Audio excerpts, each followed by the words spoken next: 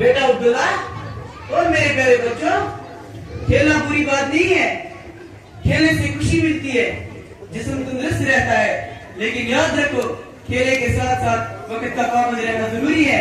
Uncle, हम खेलने के बाद भी पढ़ाई कर सकते हैं। जी हाँ, लेकिन अगर खेलने के बाद थकन हो जाए तो फिर किताबें खोलने का मन नहीं करता है। असल बात यह है कि वक्त को सही इस्तेमाल करना सीखो। खेलने का वक्त अलग और पढ़ने का वक्त अलग होना चाहिए। अबू, कभी कभी हम खेल में इतना मगन हो जाते हैं कि पढ़ाई भूल ही जाती है। जिंदगी में कहते हो खेल जरूर खेलो, मगर अपनी पढ़ाई को पहले रखो। पढ़ाई से तुम्हारा मुस्तकबिल रोशन होगा, खेल से तुम्हारी सेहत अच्छी होगी, दोनों का तवाज़ुन जरूरी है। आंटी, क्या आप रोज खेल सकते हैं?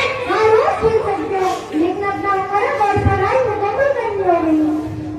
बिल्कुल, तुम सब अगर मेहनत करोगे तो पढ़ाई में भी अच्छे नंबर होंगे और खेल के मैदान में भी अच्छे होंगे। असल कामयाबी तो वक्त की पाबंदी है। बेटा अभी हमारा एक सीन हुआ है, जैसे कि मैंने आपको पहले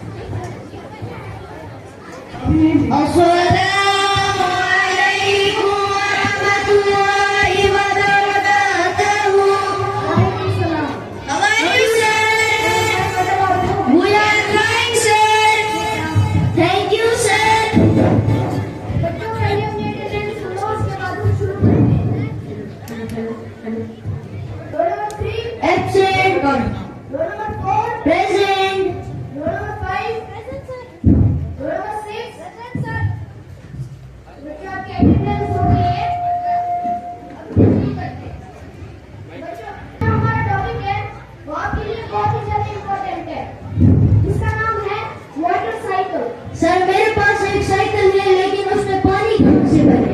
अब्दुल्ला बेटा, ये मोहन नहीं है। आप ध्यान रखो, मैं आपको समझाता हूँ। देखो बच्चों, मान लो ये सन है, इसकी सनलाइट नीचे नहीं पड़ रही तो ये ऊपर गया और वाटर वेपर की शक्ल में एटमॉस्फेयर में गया। इस प्रोसेस को कहते हैं इवैपोरेशन। अब्दुल्ला बेटा, आप खड़े हो जाओ, मुझे बोलो इवैपोरेशन क्या होता है? मुझे बोलो इवैपोरेशन क्या होता है? सर, जब पानी वाटर वेपर में तब्दील हो जाते हैं उसे हम इवैपोरेशन कहते हैं। जोरदार तालियां इसके लिए। अब्दुल्ला बेटा, आपको सीखना चाहिए दानिश से। ये क्लास में ध्यान रखता है, इसलिए अभी मेरे सवाल का जवाब दे पाया। अगर आप ध्यान रखते आप ही जवाब दे पाते। बैठो दोनों। तो देखो, मैं गाँव में पहुंचा था। जब ये ऊपर जाता है तो एक क्लाउड से मिल जाता है, फिर वहाँ पर डायरेक्ट हरारत कम होने की वजह से ये फिर से पानी की शक्ल में आता है और फिर रेत की शक्ल में नीचे आता है, जिसको हम कहते हैं कंडेंसेशन। तो आपको बच्चों समझ आया? ये फिर से वही प्रोसेस दोबारा होता है। अब्दुल्ला बेटा, इधर ध्यान दे दो। ये जो प्रोसेस है ये बार बार दोहराया जाता है। सनलाइट नीचे बढ़ी, बुखारा की शक्ल में ऊपर या क्लाउड्स में, क्लाउड्स बने, रेन नीचे आई, फिर से उसी नदी में, फिर से सनलाइट। अब अब्दुल्ला बेटा, इधर ध्यान देते हैं, सबक तुम्हारे लिए बहुत जरूरी है। देखो बच्चों, अगर कोई मेहनत नहीं करेगा तो इसका नुकसान उसी को होगा। अब्दुल्ला को बार बार समझाया, लेकिन ये ध्यान नहीं दे रहा। अब इसके वालिदैन से बात करनी पड़ेगी ताकि वो भी इसकी हालत जान सके। बेटा, कहते हैं ना, उस्ताद साहब उनसे बात करना चाहते हैं। याद रखो बच्चों, उस्ताद और वालिदैन दोनों मिलकर ही बच्चे को सही रास्ते पर ला सकते हैं, और यही तालीम का असल मकसद है।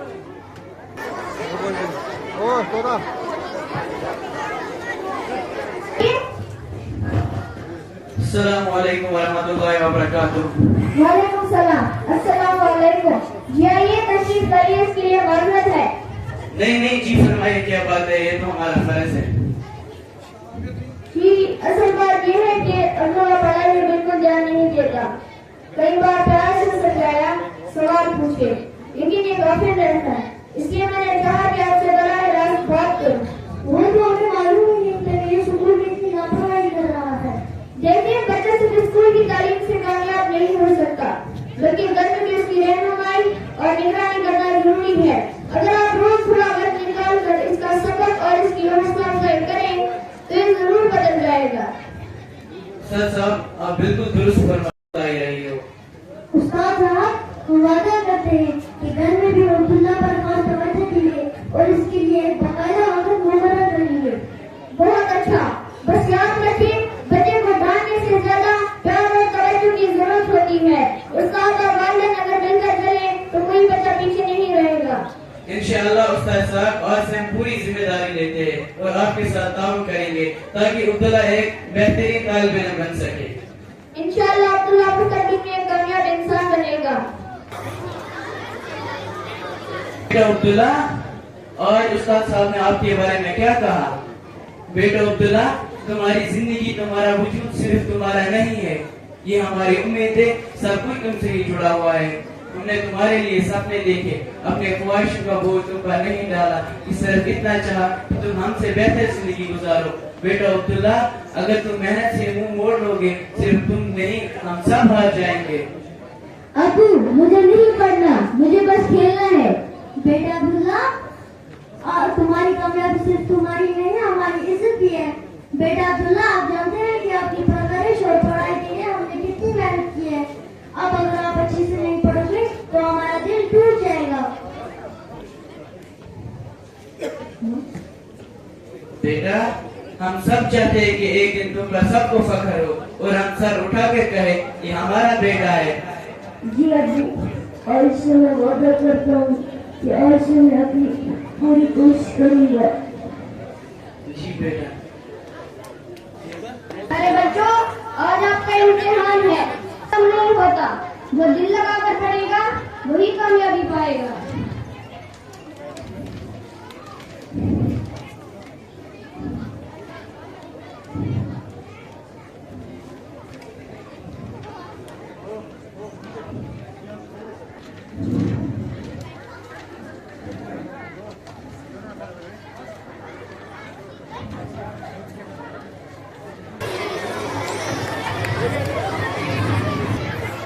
प्यारे बच्चों, आज वो दिन है जिसका आप सबको इंतजार था। ये है आपकी मेहनत का नतीजा। सबसे पहले हमारे स्कूल का टॉप करने वाला तालिब इल्म है अब्दुल्ला। अल्हम्दुलिल्लाह, ये सब मेरे वालिदैन और उस्ताद की दुआ और रहनुमाई की वजह से। शाबाश अब्दुल्ला, तुमने साबित कर दिया कि वक्त की पाबंदी और मेहनत कभी ज्यादा नहीं होती। मुबारक हो, आपके बेटे ने स्कूल में टॉप पोजीशन हासिल की है। शाबाश मेरे बेटे, यही वो दिन था जिसके लिए हम सब ने मेहनत की थी। बेटा अब्दुल्ला, आज तो तेरा सिर्फ हमारे साथ कभी से बिलोंग किया है, बल्कि अपने दोस्तों के लिए डिजाइन कायम किया है और उस स्कूल से नाम रोशन किया है।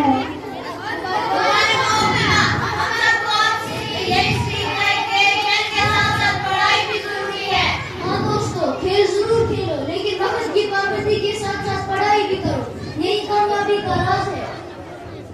याद रखो बच्चों, इल्म वो दौलत है जो कभी कम नहीं होती और जो इल्म हासिल करता है वही असल होता है। और मैं दावत देना चाहता हूँ कि हमारे प्रिंसिपल साहब को वो अपने ख्यालात जाहिर करें।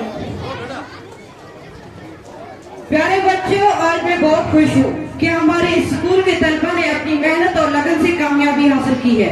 खासतौर पर अब्दुल्ला, जिसने न सिर्फ अपने वालिदैन बल्कि पूरे स्कूल का नाम रोशन किया है।